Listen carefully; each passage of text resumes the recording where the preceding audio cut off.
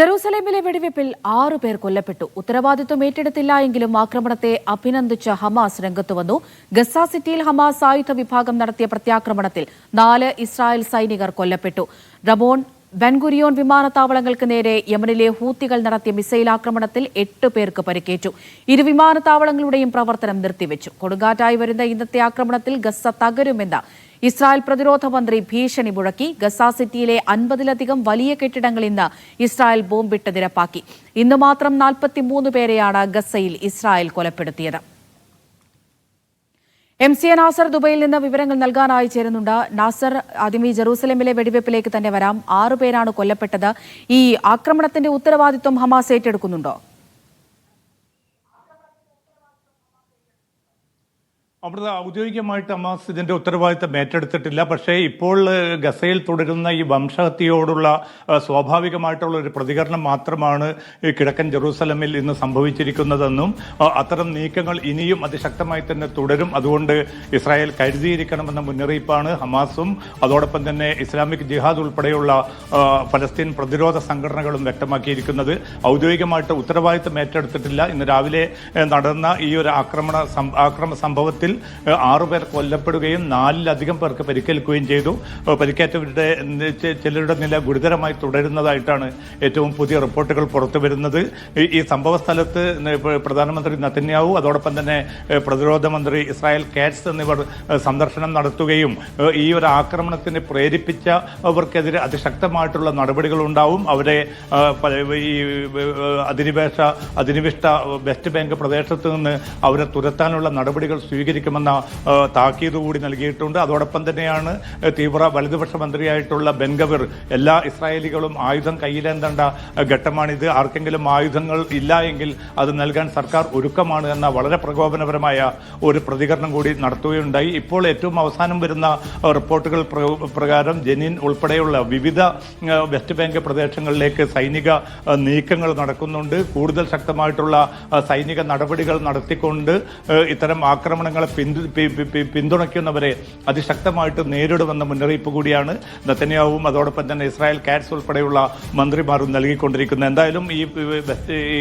കിഴക്കൻ ജെറൂസലമിൽ നടന്ന ഈ ആക്രമണ സംഭവത്തോടുകൂടി ഇസ്രായേലിലുടനീളം സുരക്ഷാ നടപടികൾ കൂടുതൽ ശക്തമാക്കിയിരിക്കുകയാണ്. പക്ഷേ ഇസ്രായേലിനെ ഞെട്ടിച്ചുകൊണ്ട് തന്നെയാണ് ഇന്ന് 2 ഇടങ്ങളിൽ വലിയ തോതിലുള്ള മിസൈൽ ആക്രമണം നടന്നു. രണ്ടും ഇസ്രായേലിലെ ഏറ്റവും പ്രധാനപ്പെട്ട എയർപോർട്ടുകൾ കേന്ദ്രീകരിച്ചുകൊണ്ടായിരുന്നു. ഒന്ന് തുറമുഖ നഗരമായിട്ടുള്ള ഈലാത്തിലെ റമോൺ എയർപോർട്ട്, അതോടൊപ്പം തന്നെ ഇസ്രായേലിലെ ഏറ്റവും പ്രധാനപ്പെട്ട വിമാനത്താവളമായിട്ടുള്ള ബെൻഗുരിയോൺ എയർപോർട്ട്. ഈ രണ്ടിൻ്റെയും പ്രവർത്തനങ്ങൾ മണിക്കൂറുകൾ തന്നെ തടസ്സപ്പെടുന്ന സാഹചര്യമുണ്ടായി. റമോൺ എയർപോർട്ടിന് നേരെ നടന്ന ആക്രമണത്തിൽ 8 പേർക്ക് പരിക്കേറ്റതായിട്ടാണ് ഇസ്രായേൽ മാധ്യമങ്ങൾ ഔദ്യോഗികമായിട്ട് റിപ്പോർട്ട് ചെയ്യുന്നത്. അതോടൊപ്പം തന്നെ ബെൻഗുരിയോൺ എയർപോർട്ടിലേക്കും ഈ മിസൈൽ വന്ന് പതിച്ചത് മിസൈൽ പ്രതിരോധ സംവിധാനത്തിന്റെ തകർച്ച കൂടിയാണ് വെളിച്ചത്ത് വന്നിരിക്കുന്നത്. പക്ഷേ ഇതുമായി ബന്ധപ്പെട്ട സംഭവങ്ങൾ അന്വേഷിക്കാൻ സമിതിയെ ഏർപ്പെടുത്തിയതായിട്ടാണ് ഇസ്രായേൽ പ്രതിരോധ മന്ത്രാലയം വ്യക്തമാക്കിയിരിക്കുന്നത്. അതേസമയം കൂടുതൽ ശക്തമായിട്ടുള്ള ആക്രമണങ്ങൾ ഇസ്രായേലിനെതിരെ ഇനിയും തുടരുമെന്നും ഗസയ്ക്ക് നേരെ ഏർപ്പെടുത്തിയിരിക്കുന്ന ഉപരോധം പൂർണ്ണമായിട്ട് പിൻവലിക്കുകയും ആക്രമണം അവസാനിപ്പിക്കുകയും ചെയ്യാൻ ഇസ്രായേൽ ഒരുക്കമല്ലെങ്കിൽ അതിശക്തമായിട്ടുള്ള പ്രത്യാക്രമണങ്ങൾ ഉണ്ടാകുമെന്ന മുന്നറിയിപ്പ് കൂടിയാണ് പ്രത്യാക്രമണങ്ങൾ തുടരുകയാണ്. അതുപോലെ ഈ ഗസ സിറ്റിയിൽ ഹമാസിന്റെ സായുധ വിഭാഗം നടത്തിയ പ്രത്യാക്രമണത്തിൽ ഇസ്രായേൽ സൈനികർ കൊല്ലപ്പെട്ടു എന്നുള്ള വിവരങ്ങൾ കൂടി പുറത്തു വരുന്നുണ്ടല്ലോ.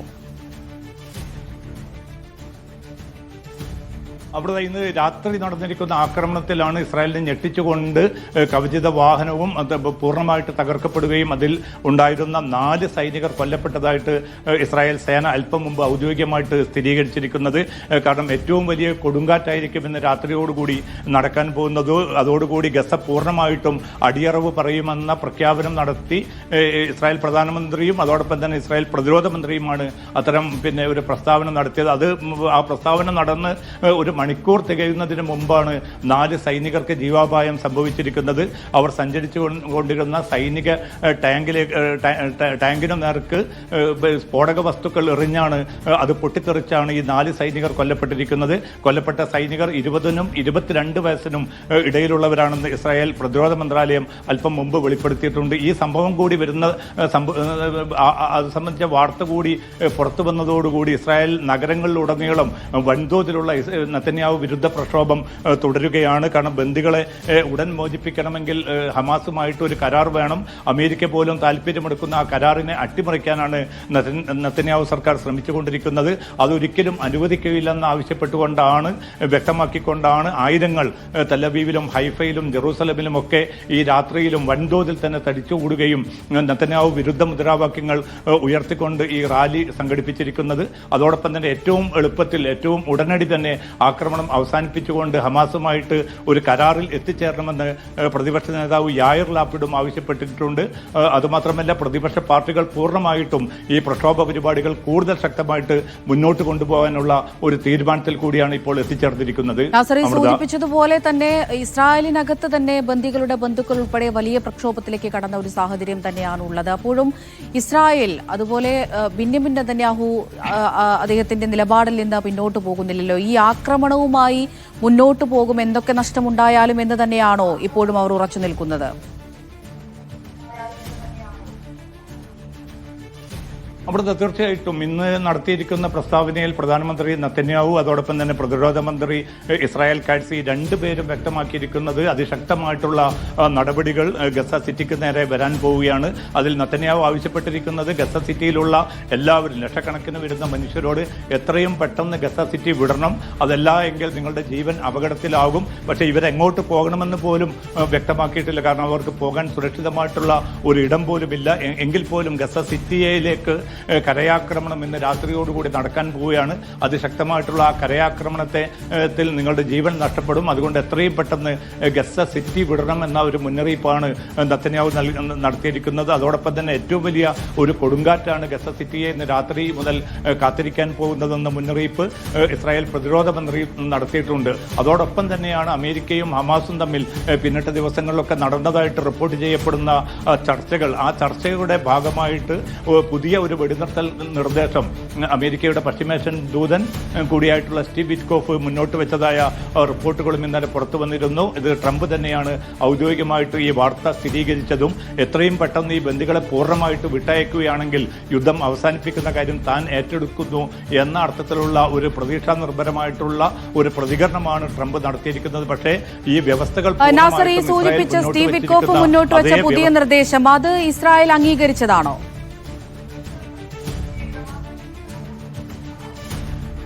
സ്റ്റീവ് വിറ്റ്കോഫ് മുന്നോട്ട് വെച്ചിരിക്കുന്ന ഏറ്റവും പുതിയ നിർദ്ദേശം ഇസ്രായേൽ അംഗീകരിച്ചിട്ടുണ്ട് എന്നാണ് ട്രംപ് ഇന്നലെ രാത്രി വ്യക്തമാക്കിയിരിക്കുന്നത്. അതുകൊണ്ട് തന്നെ ഇനി ഹമാസാണ് ഇതിൽ തീരുമാനം കൈക്കൊള്ളേണ്ടത്.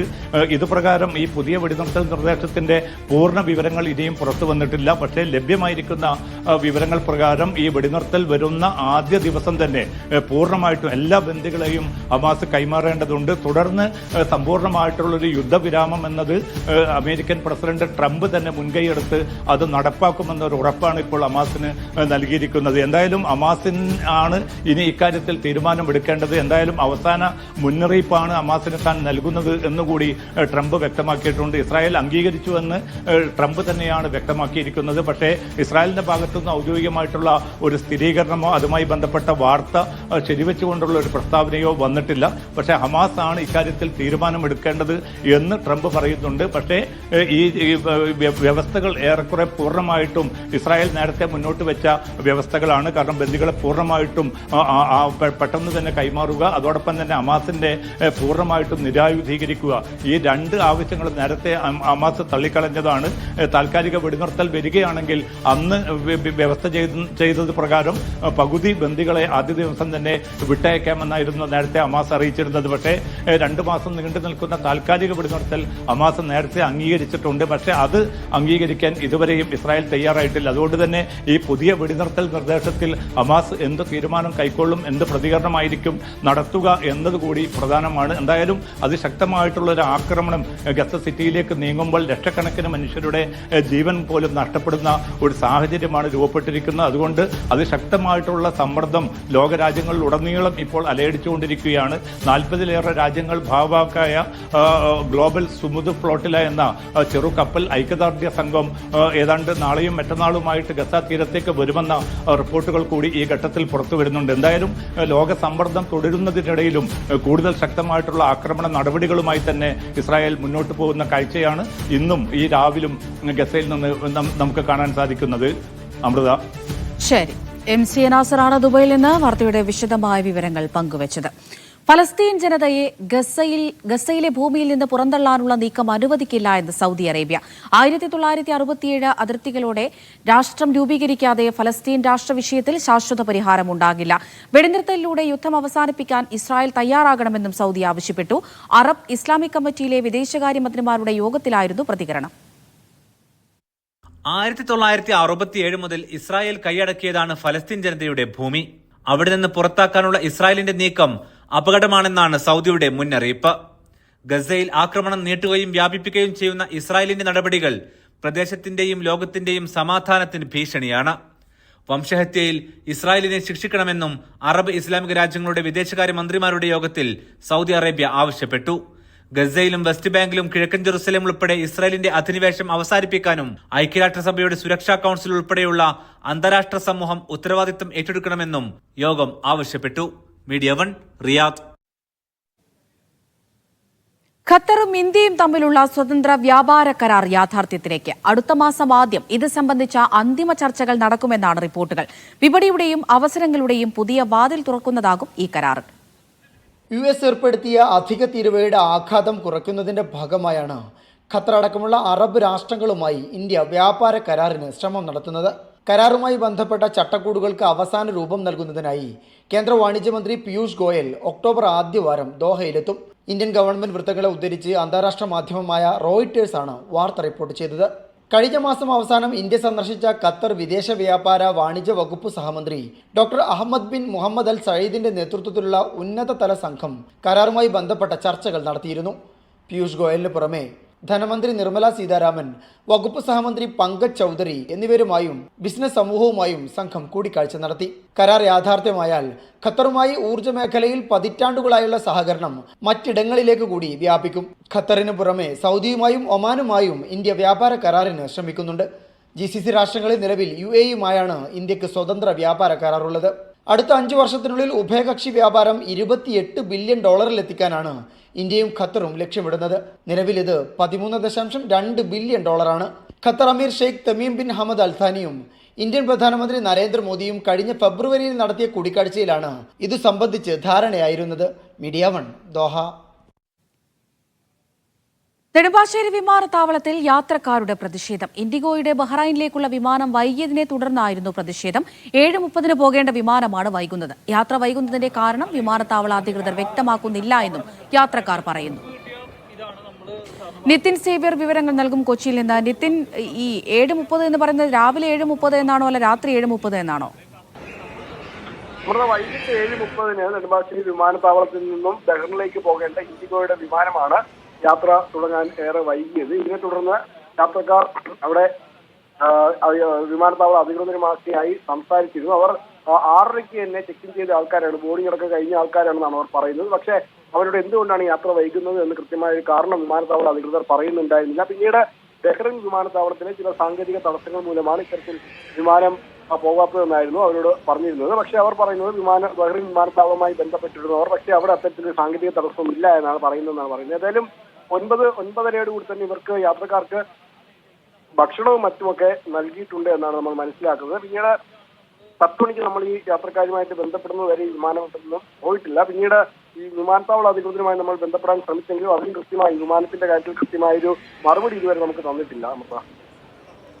ശരി, നിതിൻ സേവ്യറാണ് വിവരങ്ങൾ നൽകിയത്. സൗദിയിലേക്കും തിരിച്ചുമുള്ള വിമാനം വൈകലിനും റദ്ദാക്കലിനും നഷ്ടപരിഹാരത്തിന് അപേക്ഷിക്കാൻ റിയാദിലെ പ്രവാസി വെൽഫെയർ സഹായിക്കും. സൗദിയിലെ വിമാനയാത്രാ നിയമത്തിലെ സാധ്യതകൾ സംബന്ധിച്ച മീഡിയ 1 വാർത്തയ്ക്ക് പിന്നാലെയാണ് നടപടി. ഇതിനായി പ്രവാസികൾക്കായി ഹെൽപ്പ് ഡെസ്കും സംഘടന രൂപീകരിച്ചു. സൗദിയിലേക്ക് പോകുന്നതും വരുന്നതുമായ വിമാനങ്ങൾ റദ്ദാക്കിയാലോ വൈകിയാലോ സൗദിയിൽ നഷ്ടപരിഹാരം ലഭിക്കും. നാട്ടിൽ നിന്നും ഇതിന് അപേക്ഷിക്കാം. സൗദി സിവിൽ ഏവിയേഷൻ അതോറിറ്റി നിയമം അനുസരിച്ച് ടിക്കറ്റ് തുകക്ക് പുറമെ 1.5 ഇരട്ടിയോളം വരെ നഷ്ടപരിഹാരം ലഭിക്കും. അതായത് 24 മണിക്കൂറിനകമാണ് വിമാനം റദ്ദാക്കിയതെങ്കിൽ നഷ്ടപരിഹാരം ഉൾപ്പെടെ 2500 റിയാൽ വരെ തിരികെ ലഭിക്കും. വിമാനം വൈകുന്ന ഓരോ 3 മണിക്കൂറിനും 250 റിയാലിലേറെ ലഭിക്കും. ഇതുവഴി നഷ്ടപരിഹാരം വാങ്ങുന്ന മലയാളികളുടെ എണ്ണം വർദ്ധിച്ചിട്ടുണ്ട്. ഇത് മീഡിയ 1 റിപ്പോർട്ട് ചെയ്തിരുന്നു.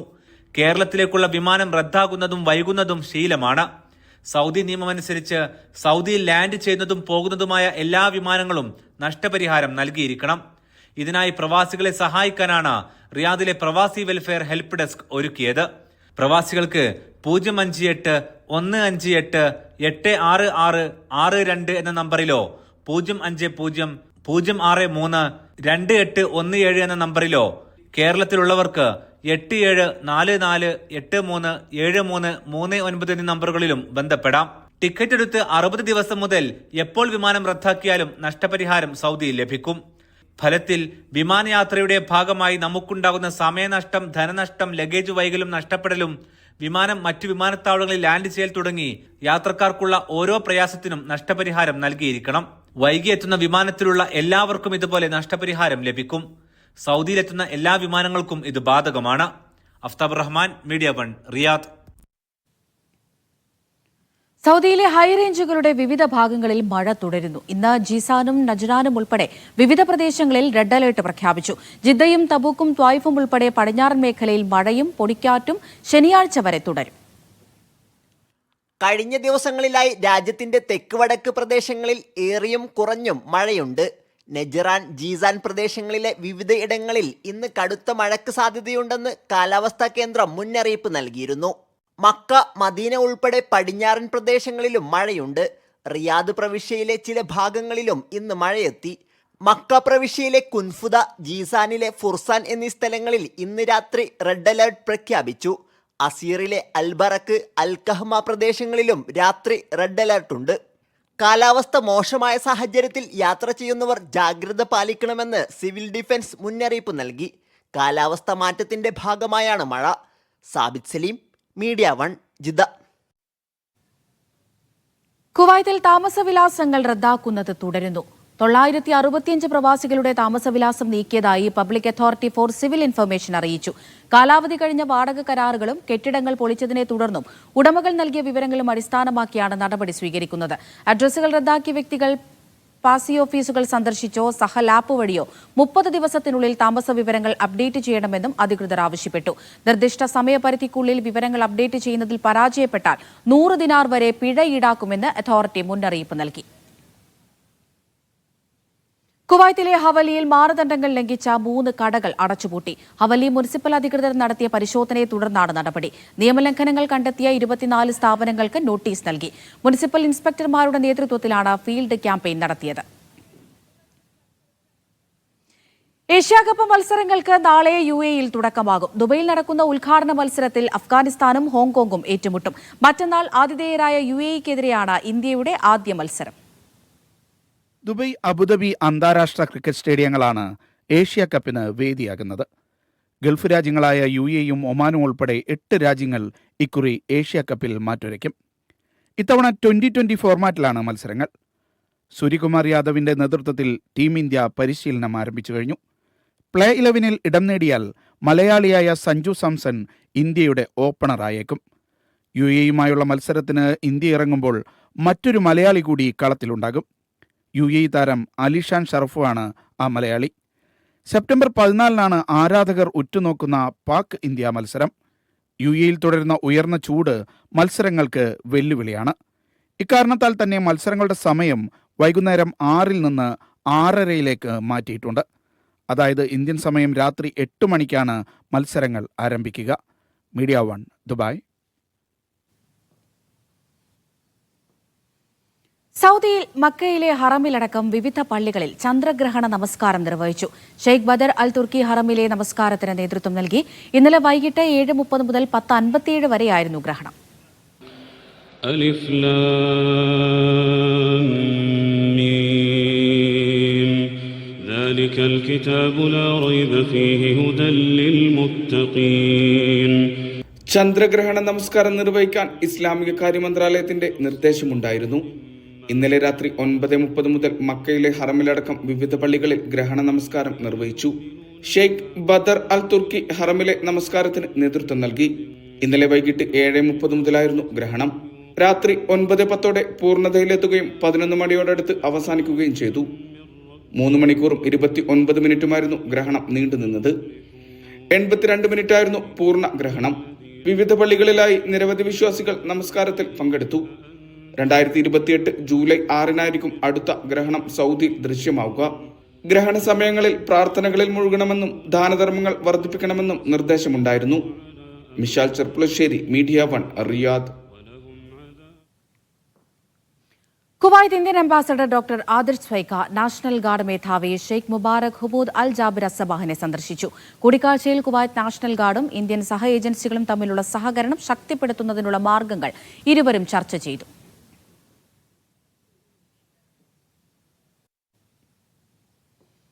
മൂന്ന് പതിറ്റാണ്ടോളം കുടുംബത്തോടൊപ്പം കഴിഞ്ഞ ശ്രീലങ്കൻ വീട്ടുജോലിക്കാരിയെ വീണ്ടും കണ്ടുമുട്ടി കുവൈത്ത് പൌരനും കുടുംബവും. 6 വയസ്സു മുതൽ തന്നെയും സഹോദരങ്ങളെയും വളർത്തിയ ജോലിക്കാരിയെ തേടിയാണ് കുവൈത്തി പൌരൻ ശ്രീലങ്കയിലെത്തിയത്. വീണ്ടും കണ്ടുമുട്ടുന്ന നിമിഷങ്ങളുടെ വീഡിയോ സോഷ്യൽ മീഡിയയിൽ വൈറലായി. സംഭവം ഗൾഫ് ന്യൂസ് അടക്കം അന്താരാഷ്ട്ര മാധ്യമങ്ങളും റിപ്പോർട്ട് ചെയ്തു. രാജ്യത്തെ നഴ്സുമാരുടെ എണ്ണം വർദ്ധിപ്പിക്കണമെന്ന ആവശ്യവുമായി ബഹ്റൈൻ പാർലമെന്റ് അംഗങ്ങൾ. നിലവിൽ ബഹ്റൈനിലെ നഴ്സുമാരിൽ 90% സ്വദേശികളാണ്. ഇത് രാജ്യത്തിന്റെ ദീർഘകാല ആരോഗ്യ സുരക്ഷയ്ക്ക് വെല്ലുവിളിയാണെന്നും നിർദ്ദേശം സമർപ്പിച്ച എംപിമാരുടെ സംഘം വിലയിരുത്തി. നഴ്സിംഗ് രംഗം കാര്യക്ഷമമാക്കാൻ 3000 നഴ്സുമാരെ ആവശ്യമുണ്ടെന്നും ബഹ്റൈൻ വിദ്യാർത്ഥികളെ നഴ്സിംഗ് മേഖലയിലേക്ക് ആകർഷിക്കണമെന്നും എംപിമാർ നിർദ്ദേശിച്ചു. ബഹ്റൈനിലെ റെസ്റ്റോറന്റുകളിലെ മെനുവിൽ കലോറി വിവരങ്ങൾ നിർബന്ധമാക്കാൻ ആവശ്യം ശക്തമാക്കി ബഹ്റൈനിലെ ജനപ്രതിനിധികൾ. ഈ നിയമം നടപ്പാക്കാത്ത ഏക GCC രാജ്യമാണ് ബഹ്റൈൻ. ആരോഗ്യ സുരക്ഷ മുൻനിർത്തി വിഷയത്തിൽ അടിയന്തരമായി നടപടിയെടുക്കണമെന്നും പാർലമെന്റ് അംഗങ്ങളും മുനിസിപ്പൽ പ്രതിനിധികളും സർക്കാരിനോട് ആവശ്യപ്പെട്ടു. സൗദിയിലെ റിയാദിൽ മലയാളി കുഴഞ്ഞു വീണ് മരിച്ചു. മലപ്പുറം ചെമ്മേരിപ്പാറ സ്വദേശി സിദ്ദീഖാണ് മരിച്ചത്. 57 വയസ്സായിരുന്നു. മലാസ് ചെറിയറിൽ മുറിയിൽ കുഴഞ്ഞു വീഴുകയായിരുന്നു. ജോലിക്കെത്തേണ്ട സമയം കഴിഞ്ഞും എത്താത്തതിനാൽ അന്വേഷിച്ചെത്തിയ സുഹൃത്തുക്കളാണ് ആശുപത്രിയിൽ എത്തിച്ചത്. കേളി മലാസ് ജീവകാരുണ്യ പ്രവർത്തകരുടെ സഹായത്തോടെ റിയാദിലെ നസീം മഖ്ബറയിൽ കബറടക്കി. സൗദി ജിദ്ദയിൽ മൊബൈൽ ബാറ്ററികൾ പൊട്ടിത്തെറിച്ച് ട്രക്കിന് തീപിടിച്ചു. വാഹനത്തിൽ കൊണ്ടുപോവുകയായിരുന്ന മൊബൈൽ ബാറ്ററികളിൽ തീപിടിച്ചാണ് അപകടമുണ്ടായത്. ജിദ്ദയിലെ അൽഹുംറയിലാണ് സംഭവം. കടുത്ത ചൂടിനെ തുടർന്ന് ബാറ്ററിക്ക് തീപിടിച്ചതാണ് അപകട കാരണമെന്നാണ് നിഗമനം.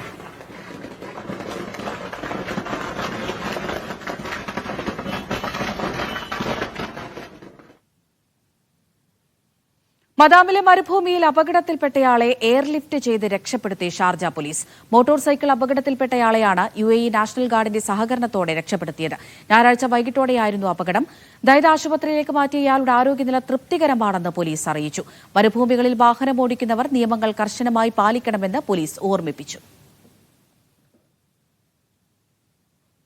കഴിഞ്ഞ ഒരാഴ്ചയിൽ കുവൈത്തിൽ 1179 വാഹനാപകടങ്ങൾ റിപ്പോർട്ട് ചെയ്തു. 180 പേർക്ക് പരിക്കേറ്റതായി ആഭ്യന്തര മന്ത്രാലയം പുറത്തിറക്കിയ കണക്കുകൾ വ്യക്തമാക്കുന്നു. ആഗസ്റ്റ് 30 മുതൽ സെപ്റ്റംബർ 5 വരെ 31,395 ഗതാഗത നിയമലംഘനങ്ങളാണ് പിടികൂടിയത്. ഫർവാനിയയിലാണ് ഏറ്റവും കൂടുതൽ നിയമലംഘനം റിപ്പോർട്ട് ചെയ്തത്. ലൈസൻസ് ഇല്ലാതെ വാഹനമോടിച്ച പ്രായപൂർത്തിയാകാത്ത 79 പേരെയും വിവിധ കുറ്റകൃത്യങ്ങൾക്കായി തിരയുന്ന 66 പേരെയും വിസ കാലാവധി കഴിഞ്ഞ 126 പ്രവാസികളെയും അധികൃതർ അറസ്റ്റ് ചെയ്തു. ജിദ്ദയിൽ കമ്മ്യൂണിറ്റി ലൈബ്രറിക്ക് തുടക്കമായി. പ്രവാസികൾക്കിടയിൽ വായന പ്രോത്സാഹിപ്പിക്കുക എന്ന ലക്ഷ്യത്തോടെയാണ് ലൈബ്രറി പ്രവർത്തനം ആരംഭിച്ചത്. ജിദ്ദ സിജി ചാപ്റ്ററും വിമൻ കളക്റ്റീവും ചേർന്നാണ് ലൈബ്രറി ഒരുക്കിയത്. ഓൺലൈൻ പോർട്ടൽ ഉപയോഗിച്ച് പുസ്തകങ്ങൾ വിതരണം നടത്തിയാണ് ലൈബ്രറി പ്രവർത്തിക്കുക. CG Jeddah chapter chairman Muhammad Kunhi community ലൈബ്രറിയുടെ ലോഞ്ചിംഗ് നിർവഹിച്ചു. അനീസ ബൈജു, റഫീഖ് പേരൂർ, ഇർഫാന സജീർ എന്നിവർ ലൈബ്രറിയുടെ പ്രവർത്തനങ്ങൾ വിശദീകരിച്ചു. സിജി വിമൻ കളക്റ്റീവ് അംഗം തെൻസീന്റെ കവിതാ സമാഹാരം ചടങ്ങിൽ പുറത്തിറക്കി. മുഹമ്മദ് ബൈജു, KT അബൂബക്കർ, നബീല അബൂബക്കർ, റഫ്സീന, അഷ്ഫാഖ് എന്നിവർ സംസാരിച്ചു. ജിദ്ദയിലെ വിവിധ രംഗങ്ങളിലുള്ളവർ സന്നിഹിതരായിരുന്നു. Media 1 Jeddah. കുവൈത്തിൽ ഗൾഫ് സഹകരണ കൌൺസിലിന്റെ മേഖലാ വർക്ക്ഷോപ്പ് ആരംഭിച്ചു. കള്ളപ്പണം വെളുപ്പിക്കൽ തടയാനുള്ള ഏകീകൃത തന്ത്രം രൂപപ്പെടുത്തുക എന്ന ലക്ഷ്യത്തോടെയാണ് പരിപാടി നടക്കുന്നത്. സെപ്റ്റംബർ 11 വരെ തുടരുന്ന വർക്ക്ഷോപ്പിൽ GCC രാജ്യങ്ങളിലെ ആഭ്യന്തര മന്ത്രാലയങ്ങൾ, സെൻട്രൽ ബാങ്കുകൾ, ധനകാര്യ സ്ഥാപനങ്ങൾ എന്നിവയിലെ വിദഗ്ധരും അന്താരാഷ്ട്ര സംഘടനകളുടെ പ്രതിനിധികളും പങ്കെടുക്കും. FATF, MENAFATF നിർദ്ദേശിച്ച മാനദണ്ഡങ്ങൾക്കനുസരിച്ച് സുരക്ഷാ നിയന്ത്രണ സഹകരണം ശക്തിപ്പെടുത്തുകയാണ് ലക്ഷ്യം. ബഹ്റൈൻ പ്രതിഭ മുഹറക് മേഖല കിംസ് ഹെൽത്ത് ആശുപത്രിയുമായി ചേർന്ന് സൗജന്യ മെഡിക്കൽ ക്യാമ്പ് സംഘടിപ്പിച്ചു. 300-ലധികം പേർ ക്യാമ്പിൽ പങ്കെടുത്തു. സജീവൻ മാക്കണ്ടി അധ്യക്ഷത വഹിച്ച ചടങ്ങിൽ പ്രതിഭ പ്രസിഡന്റ് ബിനു മണ്ണിൽ ഉദ്ഘാടനം ചെയ്തു. ഡോക്ടർ ആകാശ് ശശിധരൻ ആരോഗ്യ ക്ലാസ് എടുത്തു.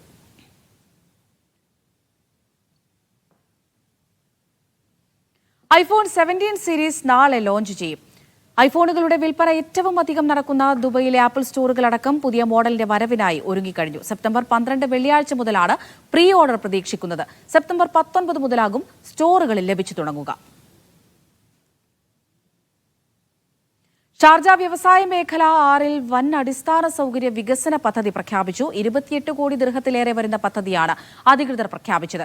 19 കിലോമീറ്റർ റോഡ്, 4025 പാർക്കിംഗ് സ്ഥലങ്ങൾ, നടപ്പാതകൾ, ഡ്രെയിനേജ് ശൃംഖല തുടങ്ങി നിരവധി സൗകര്യങ്ങൾ ഇവിടെ നടപ്പാക്കുമെന്ന് Sharjah chamber of commerce chairman അബ്ദുള്ള സുൽത്താൻ അൽ ഉവൈസ് വാർത്താ സമ്മേളനത്തിൽ അറിയിച്ചു.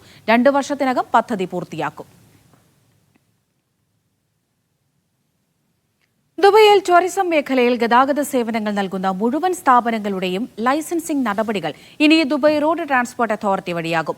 പെർമിറ്റ് പുതുക്കൽ, ടൂറിസ്റ്റ് വാഹനങ്ങളുടെ രജിസ്ട്രേഷൻ, ഈ രംഗത്തെ ഡ്രൈവർമാർക്കുള്ള പ്രൊഫഷണൽ ലൈസൻസ് തുടങ്ങിയ നടപടികളെല്ലാം ഇനി മുതൽ RTA-ക്ക് കീഴിലായിരിക്കും. ഇതിനായുള്ള അപേക്ഷകൾ RTA-യുടെ അംഗീകാരമുള്ള സ്ഥാപനങ്ങൾ വഴിയോ സെന്ററുകൾ വഴിയോ നൽകണം എന്ന് RTA അറിയിച്ചു.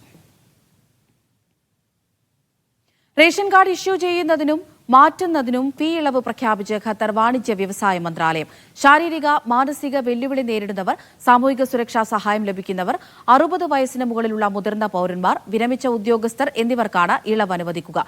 ഗസറ്റിൽ പ്രസിദ്ധീകരിച്ചതിന് പിന്നാലെ ഉത്തരവ് പ്രാബല്യത്തിൽ വരും.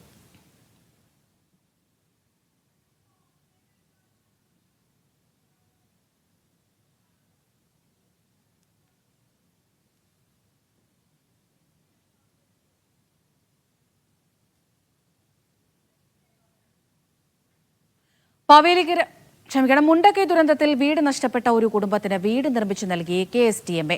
വീടിന്റെ താക്കോൽ ദാനം മന്ത്രി OR കേളി നിർവഹിച്ചു. പനമരം എരനെല്ലൂരിൽ വെച്ചായിരുന്നു പരിപാടി. ജില്ലാ പഞ്ചായത്ത് പ്രസിഡന്റ് ഷംഷാദ് മരക്കാർ മുഖ്യാതിഥിയായിരുന്നു. Kerala state timber merchant association president Vakkachan Pullad, general secretary Nasar Adimali, James Emmanuel എന്നിവർ സംസാരിച്ചു. സംഘടനാ സംസ്ഥാന ജില്ലാ ഭാരവാഹികൾ ഉൾപ്പെടെ പരിപാടിയിൽ പങ്കെടുത്തു.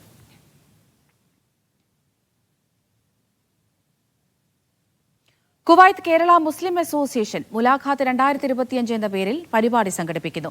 ഒക്ടോബർ 3-ന് അബ്ബാസിയ സെൻട്രൽ സ്കൂൾ ഓഡിറ്റോറിയത്തിൽ വെച്ചാണ് പരിപാടി. ഖൈത്താൻ രാജധാനി ഹോട്ടലിൽ നടന്ന ചടങ്ങിൽ പരിപാടിയുടെ ഫ്ലയർ പ്രകാശനം ചെയ്തു. മൻസൂർ ചൂരി, K ബഷീർ, അബ്ദുൽ റഹ്മാൻ, AP അബ്ദുൽ സലാം എന്നിവർ സംസാരിച്ചു. വ്യവസായ ആരോഗ്യരംഗത്തെ പ്രമുഖർ ആശംസകൾ നേർന്നു. കുവൈത്തിൽ ഇടുക്കി അസോസിയേഷൻ ഓണാഘോഷം സംഘടിപ്പിച്ചു. ഒന്നിച്ചുണ്ണാം തിരുവോണം ഇടുക്കിയോടൊപ്പം എന്ന പേരിലായിരുന്നു ആഘോഷം. സാമൂഹിക പ്രവർത്തക ഹദീൽ അൽ ബുക്രിസ് ഉദ്ഘാടനം ചെയ്തു.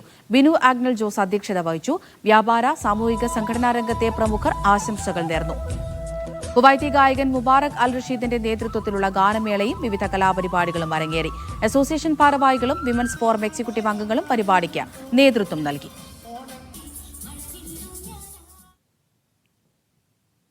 കാരുണ്യ തീരം ബഹ്റൈന്റെ ആഭിമുഖ്യത്തിൽ തൊഴിലാളികൾക്ക് ഓണക്കിറ്റുകളും ഓണക്കോടിയും വിതരണം ചെയ്തു. പ്രസിഡന്റ് സിബി കുര്യൻ തോമസ് അധ്യക്ഷത വഹിച്ചു.